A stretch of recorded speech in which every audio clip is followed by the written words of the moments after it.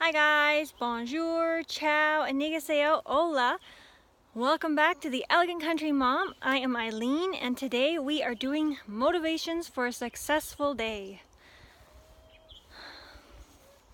So I have 7 tips and tricks for you guys on how to have a positive, productive day. So anyhow, tip number 1 is to create a morning routine. Now this does not have to be anything complicated.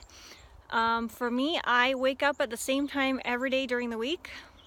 It allows me to, it just really helps my body to know when morning is, when that I need to start my day.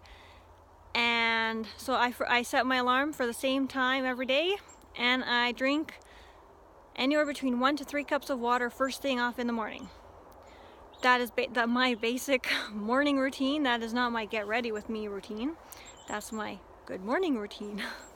And then tip number 2 is to start your day off with a nutritious breakfast. I'm not the type of person. I have tried intermittent fasting. I have tried keto. I have tried a few different things. For me, on days when I am the most productive are days when I have a really good hearty, well, not hearty, but like a good filling nutritious breakfast. Now this doesn't have to be anything fancy. One of my favorite go-to breakfasts, is adding a scoop of protein powder into my oats. I love doing oats with some fruit and milk, but I find without that scoop of protein, I get hungry really soon. So I add a scoop of protein and then I'm full all morning. So that is tip number 2, is to have a nutritious breakfast. And I will say one thing, do not overeat. If you're wanting to have a productive day and get lots of stuff done, if you overeat, you will become lethargic and you'll feel slow and sluggish, because I've done that a couple times. And yeah, it just kind of it backfires.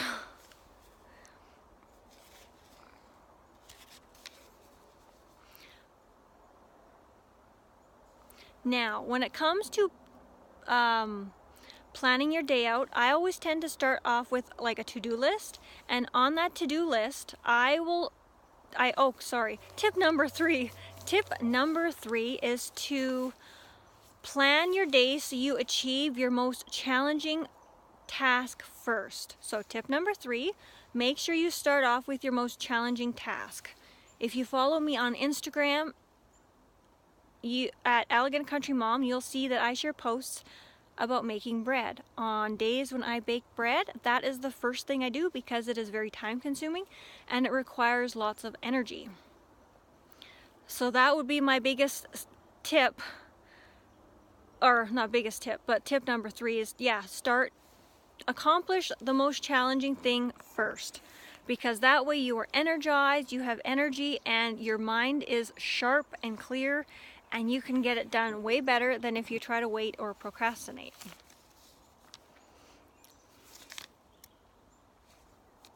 Tip number 4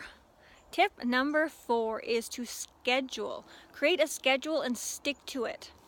Now this does not, I'm not saying have one of those calendar or day planner things where from here to this time do this, this time do this. You can, if that's what you like, awesome. If not, just you know you. So create the kind of schedule that works for you. And by creating a schedule, this allows, don't just plan all work.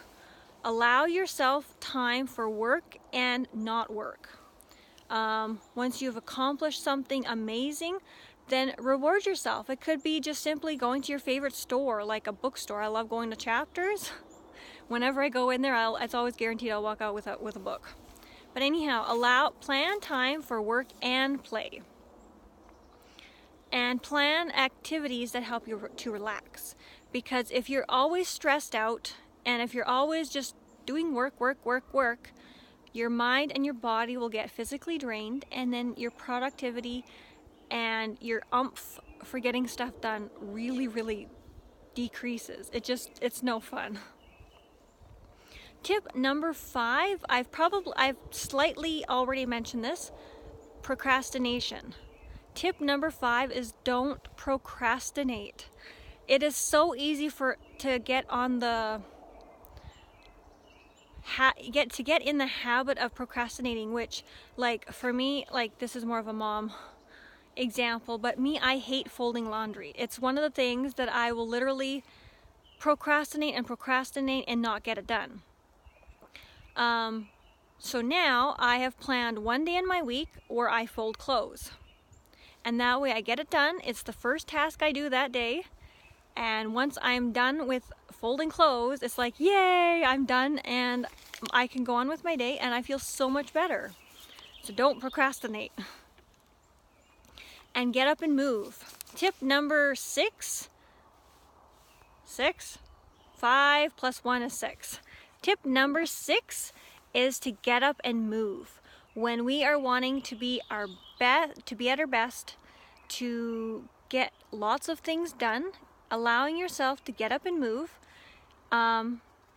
is so helpful. It helps to oxygenate our brain and our muscles, get our blood flowing, and as a result, our mind becomes sharper and we're able to focus and get more done. Now, I realize if you're in the office and getting up and going for a walk, like a big walk, is not really practical, but it could just be something as simple as getting up and walking.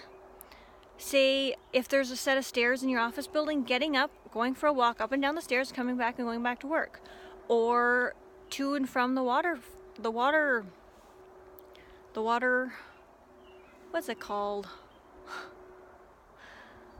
I don't know, where they have the big water jug that you can get a cup of water. I don't know. Those are just some examples. Just anyhow, challenge yourself to get up and move. It really, really helps. And then tip number 7, 5 and 2 is 7. Tip number 7 is make sure you get enough sleep. I saved this one for last because I find it is at times very underrated. People seem to at times I can't talk right now. I'm sorry. I apologize. At times people seem to think that sleep can be underrated, because I remember in college I'd have friends, they'd have a paper due the next day, so they would like literally stay up all night to get their paper done. And as everybody knows, when you get overtired and overstressed, your productivity goes down, you're not able to think as well, so your work is not your best. So plan ahead and plan time to sleep. Sleep is so important. It is the time when our body rejuvenates itself. It's the time that our body heals itself. Like if you want to talk beauty, that's the time when our skin replenishes itself, when our organs are able to relax and shut down for a little bit and take a break and recover from the stresses of the day. I don't remember the actual recommendations of sleep. Everybody's like, oh, make sure you get 8 hours of sleep. But I know as individuals, we are all unique. And as a result, we all need our own unique number of sleep. For me, I do best on 8 to 9 hours of sleep.